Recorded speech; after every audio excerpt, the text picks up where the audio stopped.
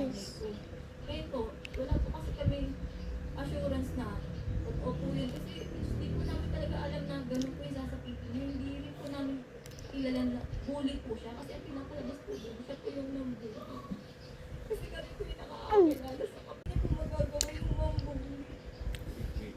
Yung type ko na yun, shoes. Let me May kinukulit ko doon po. study right here.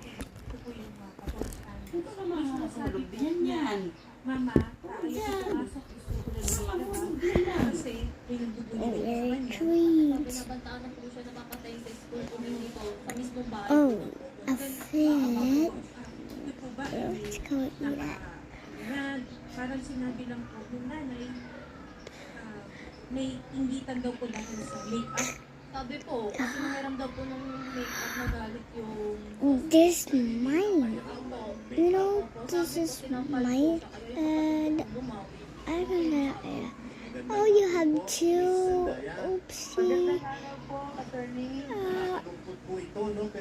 Let's go eat it. Opo sir, immediately po pinarating ng ating STS ng Parañaque. So yummy. Let me At nag-usap na po kami kung anong mga measures ang pwedeng gawin, immediate measures, no?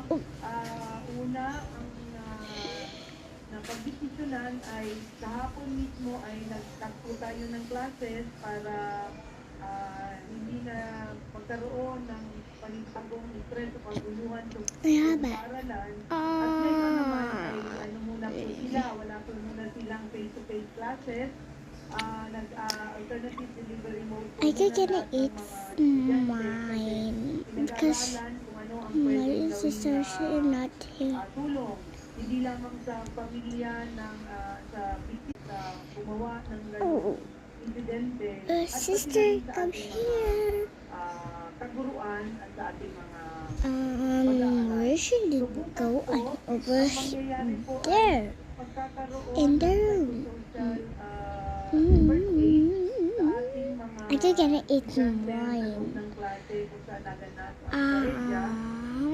Meron pong mga psychology na galing sa LG dadating para i-process nga po. Tapos sa bawat classroom po ay I have a wings. Look at this. sa paano ba I have a natin wings. mapiprevent itong I have mga a ganitong wings. mga pangyayari. Ang sabi po sa akin ni SBS Rosaria ay reach out sila sa mga magulang upang